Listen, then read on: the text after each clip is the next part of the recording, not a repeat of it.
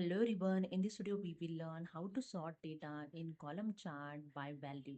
So let's start this my Excel and here you can see I have data.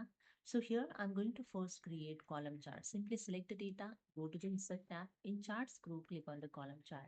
Click on the first 2D column, click on the first column chart and here you can see your chart is inserted with the chart design tab and format tab.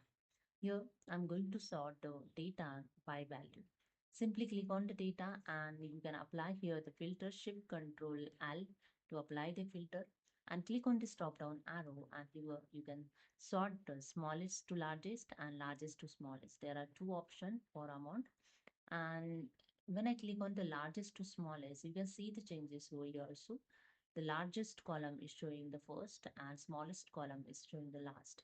Okay, click on the largest to smallest. See, the largest column is showing the first and then next, and the smallest is last one. When I click on again, s- smallest to largest, then you will see the smallest column showing the first.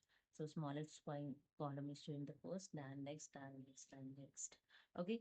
So this is a way you can sort data in column chart by value. So hope you understood. If you like this video, please subscribe. Thank you so much.